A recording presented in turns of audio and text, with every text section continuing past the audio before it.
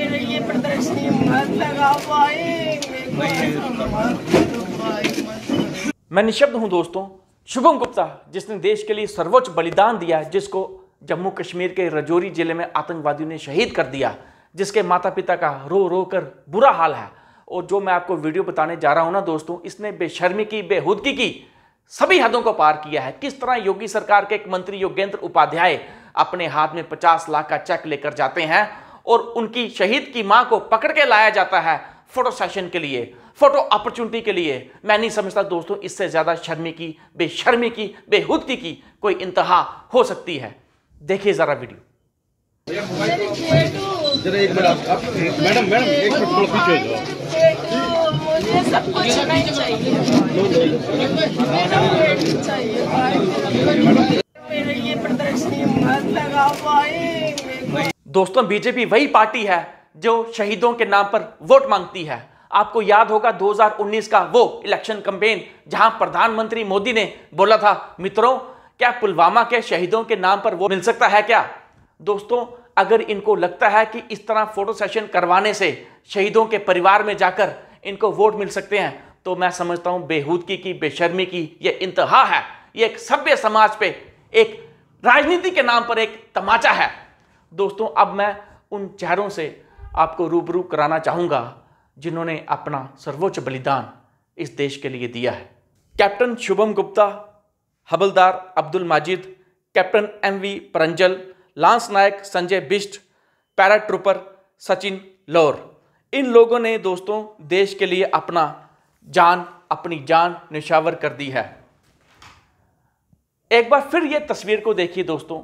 मैं फिर कहना चाहूंगा कि भाजपा के लिए, इनके पूरे मंत्रियों के लिए एक बहुत बड़ा तमाचा है इनके मुंह पर। इन लोगों को रात को नींद कैसे आती है? ये मरकर ऊपर क्या जवाब देंगे? ये किस तरह की इनकी मानसिकता है? दोस्तों अब मैं आपको पढ़ के बताना चाहूंगा कि जब शुभम के दोस्त उनके पिता से मिले तो उन्होंने उनके पिता से क्या कहा, मैं आपको पढ़ के बताना चाहूंगा।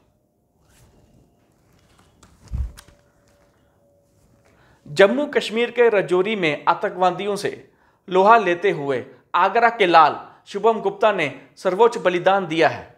कैप्टन शुभम गुप्ता के शहीद होने की खबर जैसे ही घर पहुंची, परिवार में मातम परस गया। शहीद के पिता बसंत गुप्ता का रो रो कर बुरा हाल था। बेटे शुभम के फौजी साथी जैसे ही उनसे मिलने आए, वो उनके सीने से लिपटकर फफक फफक कर रोने लगे। कैप्टन शुभम के पिता बसंत गुप्ता बताते हैं कि 2 दिन पहले ही बेटे से फोन पर बात हुई थी। उस वक्त बेटे ने कहा था कि कुछ काम बाकी है, उसे पूरा करके बहुत जल्द वापस आऊंगा। 2 दिन बाद ही छुट्टी पर घर आने वाला था। पिछले 15 दिनों से बस यही कह रहा था कि एक काम बाकी है, उसे करके आ रहा हूं, लेकिन अब उसके शहीद होने की खबर आई है। एक बार फिर दोस्तों इस वीडियो को देखिए, किस तरह योगी सरकार के मंत्री योगेंद्र उपाध्याय शहीद की मां को पकड़कर जो एक ही आवाज में कह रही है कि ये फोटो सेशन मत करिए, मुझे अपना बेटा चाहिए, इस तरह की प्रदर्शनी मत करिए, लेकिन ये मंत्री इनकी बेशर्मी की, इनकी बेहुदगी की हद तो देखिए कि फोटो अपॉर्चुनिटी करवा रहे हैं वोट्स के खातिर। दोस्तों ये सभ्य समाज एक राजनीति के नाम पर एक बहुत बड़ा तमाचा है ये। दोस्तों इस मुद्दे पर मैं भारत समाचार की एक खबर पढ़कर आपको सुनाता हूं कि उस खबर में क्या लिखा है। शहीद शुभम गुप्ता को श्रद्धांजलि देने पहुंचे सेना के अधिकारी। साथ ट्रेनिंग करने वाले सेना अधिकारियों ने बताई उनकी कई यादें। कैप्टन विक्रम बत्रा जैसी छवि दिखती थी शहीद शुभम गुप्ता में। हमारा दोस्त जांबाज था, दूसरों की मदद के लिए आगे रहता था। आतंकवादियों की गोलियों की भी चिंता नहीं की। हम उसे कभी भुला नहीं पाएंगे, हमारे दिलों में अमर रहेगा। साथ ही सेना अधिकारियों के आंखों में थे आंसू। दोपहर तक आवास पर पहुंचेगा शुभम गुप्ता का पार्थिव शरीर। सैन्य सम्मान के साथ पैतृक गांव कुआंखेड़ा में होगी अंत्येष्टि।